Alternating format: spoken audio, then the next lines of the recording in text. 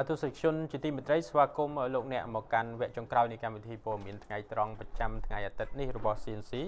ហើយវគ្គនេះទស្សនិកជននឹងបានជួបភ្ញៀវពិសេសរបស់យើងគឺជាអនាគតទំពាំងស្នងអាស័យរបស់ជាតិយើងហើយ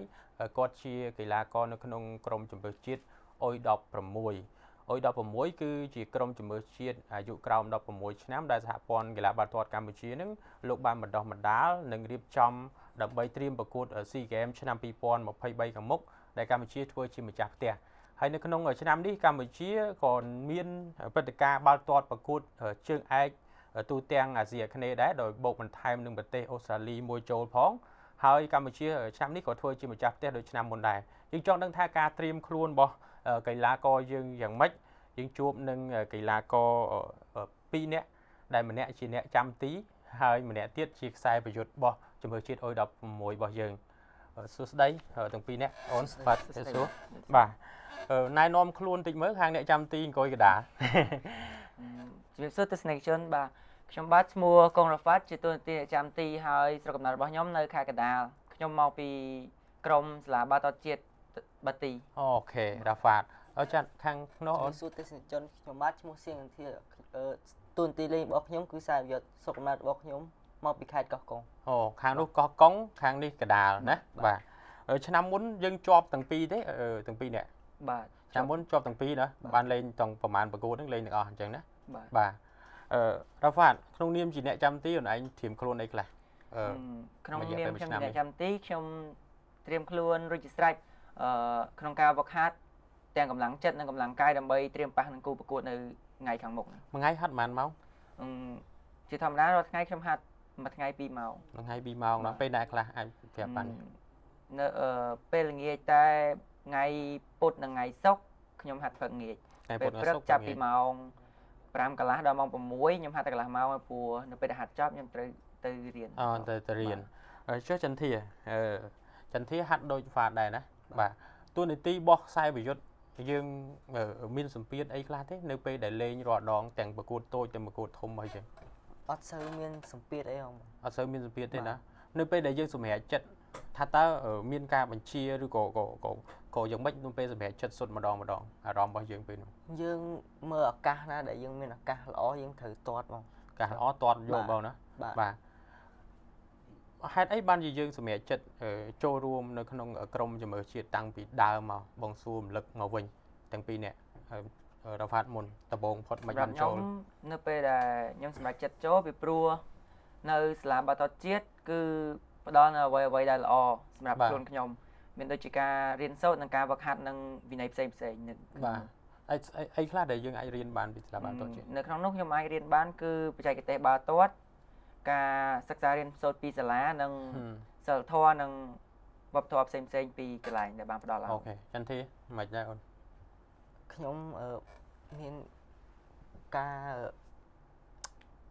មិនត្រៀមខ្លួនមិនឬក៏ពិបាកមិនឬក៏ស្រួលមិននៅសាលាបាល់ទាត់ជាតិហ្នឹងក្នុងសាលាបាល់ទាត់ជាតិខ្ញុំអត់បាក់អីហ្មងអត់មានបាក់អីណាបាទបាក់តែការវឹកហាត់ខ្ញុំ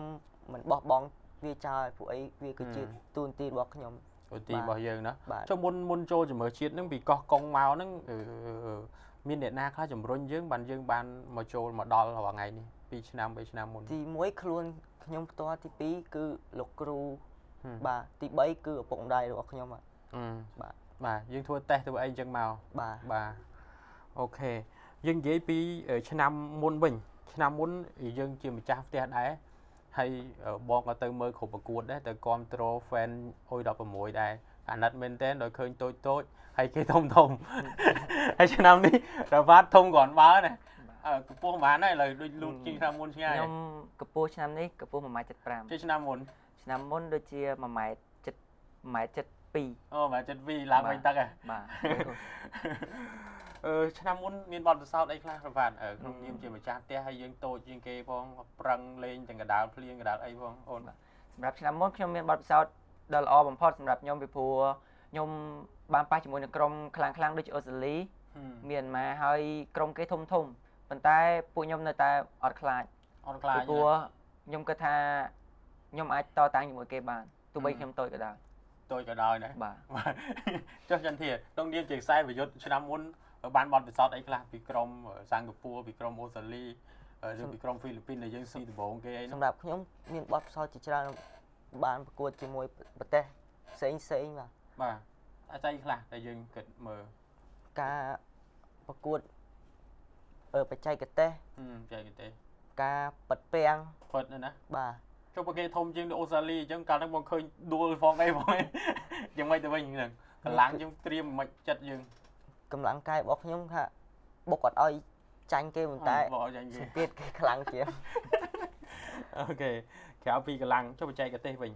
ខាងគូប្រកួតបរិញ្ញាយើងអីខ្លះបាទ សម្រាប់បច្ចេកទេសខាងគូប្រកួតបានបរិញ្ញាខ្ញុំឲ្យស្គាល់ពីកម្លាំងពីព្រោះកម្លាំងជើងខាងគេដូចជាក្រុមអូស្ត្រាលីក្រុម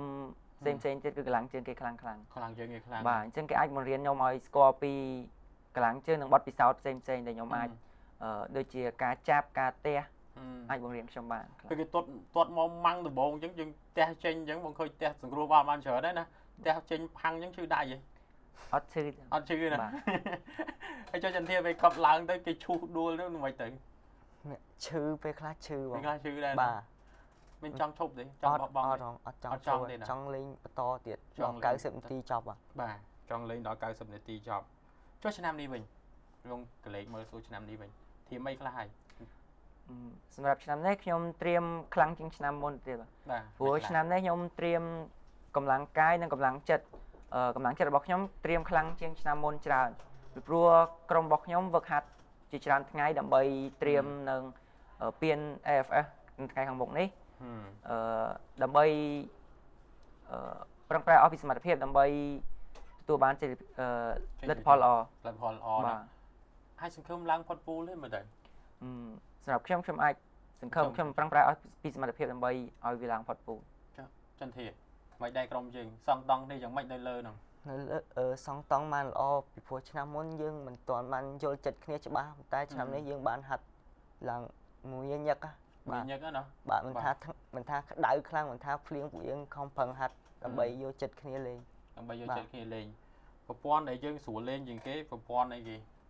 ប្រយុទ្ធខ្សែប្រយុទ្ធណាលោកគ្រូនឹងរៀបប្រព័ន្ធមិន443ឬក៏442មិនមើលទៅរៀបយ៉ាងម៉េចរ៉នដងដែលលេងចូលចិត្តគ្នាជាងគេប្រព័ន្ធ442ណាបាទន័យថាការពារកំមុំបំរើកំមុំហើយប្រយុទ្ធក៏មានប្រសិទ្ធភាពបាទអូខេឆ្នាំនេះយើងជួបប្រទេស4ក្នុងចំណោមអាស៊ានរបស់យើងឃើញពូលរបស់កម្ពុជាមានកម្ពុជាមានឡាវថៃមីយ៉ាន់ម៉ាហើយនិងប្រ៊ុយណេបាទញើតប្រទេសណាជាងគេសម្រាប់ខ្ញុំពីដំបូងខ្ញុំគិតថាប្រទេសថៃគឺជាក្រុមមួយដែលខ្លាំងបាទប៉ុន្តែនៅពេលដែលខ្ញុំបានធ្វើដំណើរទៅវឹកហាត់ឬក៏ซ้อมនៅប្រទេសថៃខ្ញុំបានយកឈ្នះទៅលើជម្រើសជាតិថៃក្នុងលទ្ធផល3-1អញ្ចឹងសម្រាប់ខ្ញុំនៅពេលនេះខ្ញុំគិតថាអត់មានណាជានេះបានទេណាអត់មានជាឧបសគ្គដែរប៉ុន្តែមិនមែនជាឧបសគ្គខ្លាំងខ្លាដូចពីមុនបាទគេដាក់ជម្រើសជាតិគេហ្មងលេង3-1មកយើងបាទសម្រាប់ការซ้อมជើងនៅថៃហ្នឹងគឺគេដាក់ជម្រើសជាតិគេអូខេចុងក្រោយចន្ទធាមានពាក្យពេចន៍អីផ្ដាំផ្ញើទៅទស្សនិកជនយើងឲ្យចូលរួមគ្រប់គ្រងជាចុងក្រោយខ្ញុំសូមផ្ដាំផ្ញើជូនជាជនកម្ពុជាទាំងអស់ចូលរួមទស្សនាឲ្យច្រើនកកកដើម្បីលើកចិត្តអុយ16ពួកយើងឲ្យបានច្រើនកកកបាទរ៉ាហ្វាតមានអីនិយាយទៅកាន់សង្សារកាន់មិត្តភ័ក្តិអីសម្រាប់ខ្ញុំសូមឲ្យបងប្អូននៅកម្ពុជាសូមឲ្យបងប្អូនទាំងអស់ចូលរួមទស្សនាបាល់ទាត់ខ្មែរនិងជួយលើកដង្កើងបាល់ទាត់ខ្មែរឲ្យច្រើនជាងនឹងទៅទៀតហើយសូមគ្រប់គ្រងអុយ16ឲ្យបានច្រើនកកកបើជាយុវជនយើងត្រូវធ្វើម៉េចក្នុងនាមជាយុវជនដើម្បីប្រយោជន៍គ្រួសារក្នុងនាមខ្ញុំជាយុវជនដើម្បីប្រយោជន៍គ្រួសារខ្ញុំត្រូវស្ដាប់បង្គាប់ឪពុកម្ដាយស្ដាប់បង្គាប់គ្រូនៅពេលដែលរៀនហើយជួយធ្វើការងារឪពុកម្ដាយហើយនឹងផ្ដល់អ្វីដែលមានប្រយោជន៍ដល់សង្គមបាទបំណងចង់លេងបាល់ទាត់នៅក្លឹបណាជាងគេធំនៅពេលដែលយើងធំចង់ទៅតំបន់អឺរ៉ុបនៅពេលខ្ញុំធំគឺខ្ញុំគំនិតរបស់ខ្ញុំគឺចង់លេងត្រឹមតំបន់អាស៊ីសិនលេងតំបន់អាស៊ីណាខ្ញុំប្រហែលជាទៅលេងនៅវៀតណាមតែចង់លេងនៅវៀតណាមអត់ចង់ទៅមែនយូអីចង់ទៅចាំទីមែនយូអីចន្ទធាអូនចង់ប្រយុទ្ធនៅក្រុមណាលេងអាជីពខ្ញុំ club ក្នុងស្ដីសម័យរបស់យើងហ្មងរាល់ថ្ងៃនេះ ដីសម័យរបស់ខ្ញុំគឺ Barca បាសេឡូណា បាទ អូជូនពរឲ្យសម្រាប់ជោគជ័យទោះបីជាយើងលេងក្នុងឈុតណាក៏ដោយបងជូនពរឲ្យសម្រាប់ជោគជ័យយ៉ាងហោចណាស់ដំណាក់កាលបន្តទៀតអរគុណហើយសង្ឃឹមថាខំប្រឹងប្រែងអ្នកនរគ្នាអរគុណទាំងពីរអរគុណអរគុណទស្សនិកជនបានជ្រាបមកហើយនៅការបញ្ញាចិត្តរបស់កីឡាករដ៏សំខាន់របស់អុយ16កម្ពុជាដែលទី1គឺរ៉ាហ្វាតហើយគាត់ជាអ្នកចាំទីហើយទី2គឺជាខ្សែប្រយុទ្ធហើយចន្ទាគាត់ជាអ្នកបំផោងសំណាញ់ទីគូប្រកួតហើយទស្សនិកជនសង្ឃឹមថាទស្សនិកជននឹងតាមដានទស្សនាការប្រកួតបាល់ទាត់ជម្រើសជើងឯកអាស៊ានអុយ16នៅក្នុងប្រទេសកម្ពុជាយើងចាប់ពីថ្ងៃទី10ទៅហើយទស្សនិកជនអាចបើកទស្សនាតាម My TV ដែលជាទូរទស្សន៍របស់ក្រុមហ៊ុន CBS យើងទាំងអស់គ្នាអរគុណទស្សនិកជននៅវគ្គនេះក្រុមការងាររបស់កម្មវិធីព័ត៌មានថ្ងៃត្រង់អរគុណនិងសូមគោរពលាបាទ